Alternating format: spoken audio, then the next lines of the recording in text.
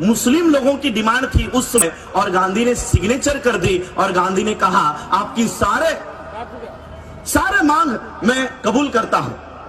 मुस्लिम delegation ने सोचा गांधी ये जाति से बनिया है, हमको अगर कुछ दे रहा है तो कुछ मांगेगा जरूर। इसलिए मुस्लिम लोगों ने पूछा कि इसके बदले में आपको क्या चाहिए। गांधी ने तब अपने जहरीले दांत वहां पर निकाले और गांधी ने कहा कल सुबह जब राउंड टेबल कॉन्फ्रेंस को शुरुआत होगी और जैसे ही अंबेडकर अपने चेयर से खड़े होकर जो जो हक और अधिकार अपने लोगों को मांगने वाला है उसको तुमको विरोध करना पड़ेगा, उसको विरोध करो।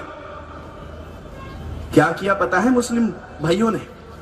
मुस्लिम भाइयों ने कहा कि अस्पृश्यों के, अछूतों के हक और अधिकार में से अगर आप हमको कुछ देना चाहते हो तो हम कतई स्वीकार नहीं करेंगे। दूसरे दिन ये मुस्लिम बाबा साहब के बाजू से खड़े हुए, बाबा साहब अंबेडकर जी के बाजू से खड़े हुए और बाबा साहब अंबेडकर जी को इस देश में कॉम्युनल अवार्ड जाहिर हुआ। आज का जो आपका रिजर्वेशन है ये भारत सरकार ने दिया हुआ नहीं है। आज आपकी जो पॉलिटिकल रिजर्वेशन है ये भारत सरकार ने दिया हुआ नहीं है।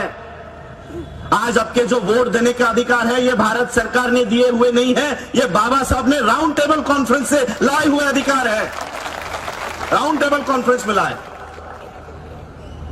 और तीसरा उदाहरण देता हूं क्यों बुलाया मुस्लिम को। इस देश में जब अंग्रेजों ने सोचा कि अभी इस देश को आजाद कर देना चाहिए, इस देश में बहुत उठाव हो रहा है, आजादी की मांग हो रही है, आप हमको इस देश से चले जाना चाहिए, तब अंग्रेजों ने कहा चले तो जाएंगे लेकिन हम जाने के बाद ये चलेगा कैसे, ये देश चलेगा कैसे। और इसलिए इस देश को चलाने के लिए एक कॉन्स्टिट्यूएंट असेंबली, संविधान सभा होनी चाहिए। यह संविधान सभा इस देश के संविधान को निर्माण करने का काम करेगी। अंग्रेजों ने कॉन्स्टिट्यूएंट असेंबली का गठन किया, 398 मेंबर्स। आपको लगता है बाबा साहब अंबेडकर एक अकेले इस संविधान सभा में थे? मैं आपको बताता हूं कैसे बाबा साहब अंबेडकर जी इस संविधान सभा में गए।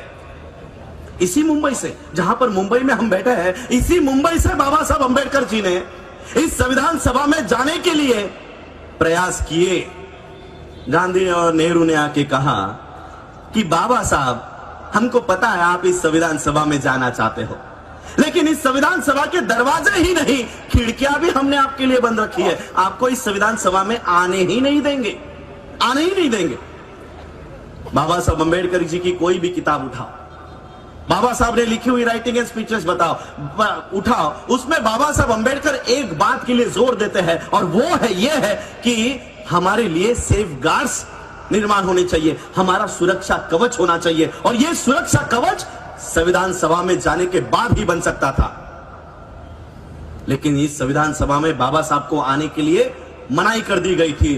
तो बाबा साहब की यह बेचैनी जोगेंद्र नाथ मंडल इन्होंने देखी। जोगेंद्र नाथ मंडल इन्होंने देखा कि बाबा साहब इस संविधान सभा में आना चाहते हैं, लेकिन ये लोग बाबा साहब को संविधान सभा में आने नहीं दे रहे। बाबा साहब अंबेडकर जी मुंबई के, महाराष्ट्र के, उनको पश्चिम बंगाल में लेकर जाया गया और पश्चिम बंगाल से इस देश के मुसलमानों ने बाबा साहब को संविधान सभा में भेजा। इस देश के संविधान को बनाने के लिए, इस देश के संविधान को निर्माण करने के लिए बाबा साहब को इस देश के मुसलमानों ने मदद की और आज इस देश के संविधान को हटाने की कोशिश कर रहे हैं। और मैं बाबा साहब के थर्ड जनरेशन से एक प्रतिनिधि ये प्रयास कर रहा हूं कि बाबा साहब का संविधान इस देश में टिका रहे, बना रहे। और इसलिए बाबा साहब का परपोता होने के नाते मैं मुसलमानों को आह्वान करना चाहूंगा कि जिन बाबा साहब को आपने संविधान सभा में भेजने का काम किया, उस संविधान पे आज धोखा मंडरा रहा है। उस संविधान को बचाने के लिए फिर से आपको अंबेडकर परिवार का साथ देना होगा, फिर से आपको साथ देना होगा। 1 जनवरी का यहां पर खास मेरे पुलिस भाई बैठे हैं, मैं उनको भी सलाम करना चाहूंगा।